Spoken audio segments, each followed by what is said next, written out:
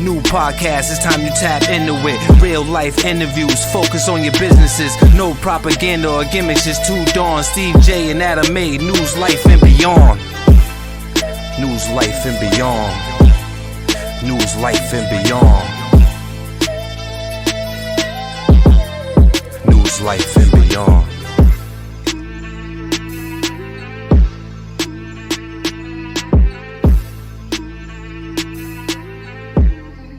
Where's the family money? Where's the estate? You see what I'm saying? So I look at my reflection and my decisions saying, you know, I had this opportunity when I went to school, grammar school, right? I had this opportunity after high school, right? And then I had this opportunity even when I was in the midst of being in the belly of a whale, right? You know, this is how God gives you opportunities to get yourself right. So, you know, when I was finally released and I came up to Hartford, right? You know, I went and got a job, and this is funny, right? I was when I was locked up, I was at Webster. The dude came in, he was like, he got packed up from the warehouse. He was talking about, yo, I got this job at this place called Beauty Enterprise. And I said, Lord, I need to get a job at Beauty Enterprise. When I got out, I was trying to get a job at Beauty Enterprise. Couldn't get it, right? I went down there, couldn't even apply. So I went to this labor temp place, right? Worked at one place, and then the next thing, they put me at Beauty Enterprise. So now I'm like, God is listening to me. He's actually speaking to me.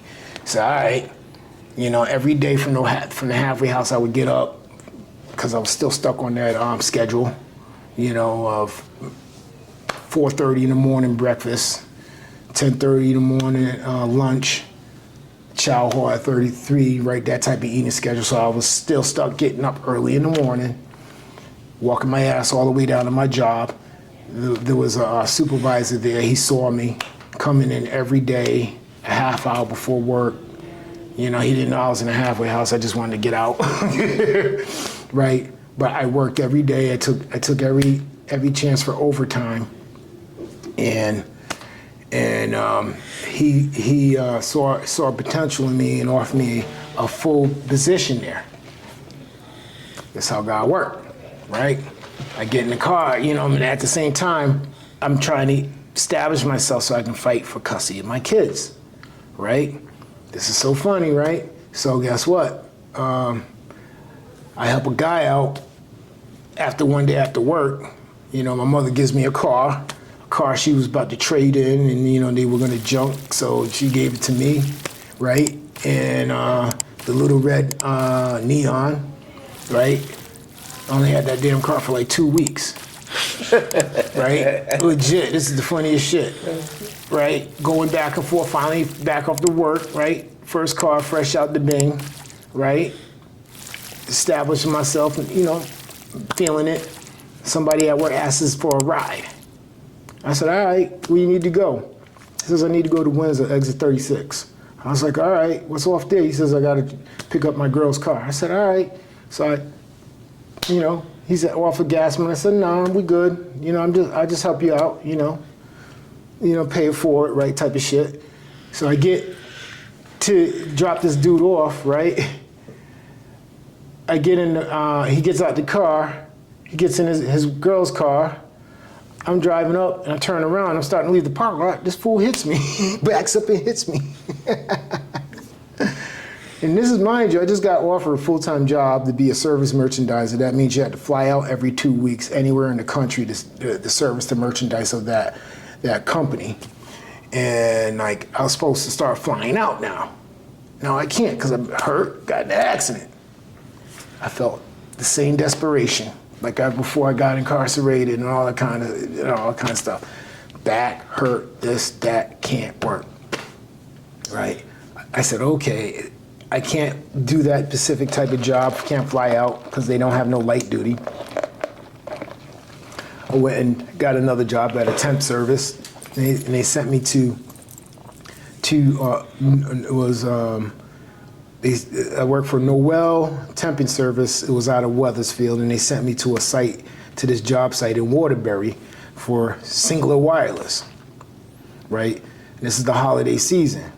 You know, still coming out of that mentality. Yeah. 4:30 in the morning, blah, blah, blah, blah. I ain't got nothing else to do. I'm no longer in a halfway house or anything like that. I mean, I got my own spot, right? I'm driving down, I drive down to Waterbury. Now I'm selling cell phones, right? During the holiday season for Singular Wireless as a temp, right? I'm working 12-hour days because, you know, got to eat, make all money. You know, at that time it was only $10 an hour. So, you know, you work over 40 hours, you get, you know, I was literally working 12 hours a day, 7 days a week, so I was making money, right? So now, right, mind you, holiday season is about to end. My temporary assignment is about to end. This gentleman walks up to me, Ecuadorian dude, right? He said, hey, I need a cell phone case. So I'm selling him a cell phone case. He likes my cell phone pitch, you know? He said, hey, how about, do you want to work for me? And I was like, my assignment's ending soon, right? He says, I have 5 cell phone stores, right? And, you know, 3 in Boca Raton, Miami and all that kind of stuff, and 2 in Connecticut. I want you to work in the one in Middletown. I said, okay. So I started working for this gentleman. We developed he's like one of my best friends to this day, Edwin Altamirano, right? He, you know, offered me this job, and I started selling cell phones. Eventually, we get in a partnership. I'm managing 2 of his stores, and we go into business and open a cell phone store in Manchester, in the Big Y, right? More as a kiosk setup. You know, at the same time, right, I'm fighting for custody of my kids now. I'm out.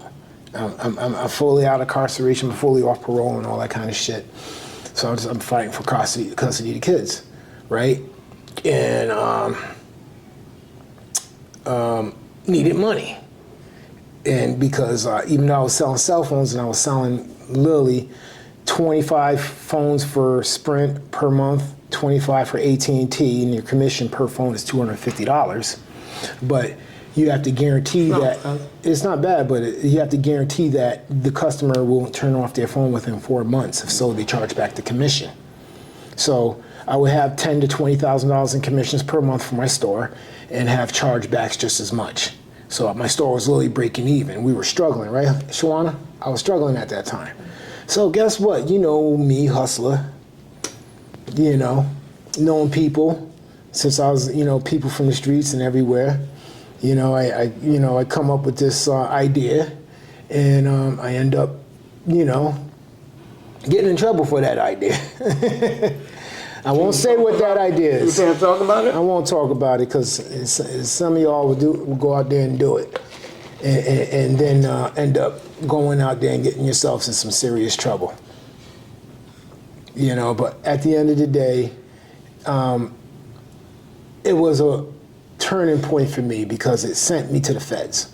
Mm-hmm. I had the same sentence as Martha Stewart, right? And I was sent down to Butner, North Carolina. And why they send you so far? Because it's the feds. It's the feds. They send you wherever.